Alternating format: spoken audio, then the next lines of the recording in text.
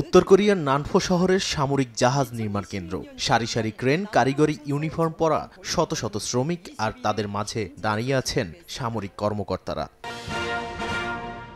কেআরটি প্রকাশিত ভিডিওতে দেখা যায় আগামী 10 অক্টোবরের আগেই নেভাল ডেস্ট্রয়ার নামে যুদ্ধ জাহাজ সমুদ্রে নামাবে উত্তর কোরিয়া। এমনই শপথ নিচ্ছেন কর্মকর্তারা, আর মঞ্চের পেছনে রয়েছে জাহাজের বিশাল নকশা।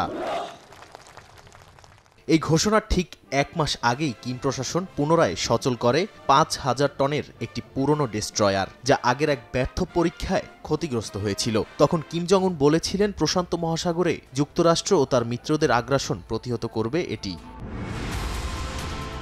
নতুন যুদ্ধজাহাজ নিয়ে কিমের লক্ষ্য শুধু সামরিক প্রতিরক্ষা নয়, সক্রিয় প্রতিরোধ করে তোলা। সাম্প্রতিক বছরগুলোতে তারা সাবমেরিন উৎক্ষেপণে সক্ষম যুদ্ধজাহাজ চালু করেছে, চালিয়েছে একের পর এক ব্যালিস্টিক মিসাইল পরীক্ষা।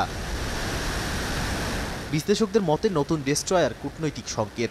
এটি শুধু প্রযুক্তির প্রদর্শনী নয়, বরং এক সতর্ক বার্তা। পিয়ংইয়ং দেখাতে চাইছে তারা শুধু স্থল ও আকাশ নয়, সমুদ্রপথেও হুমকি হয়ে উঠতে পারে, এমনটাই মনে করছেন বিশ্লেষকরা। নাদিম মারজান, সময় সংবাদ।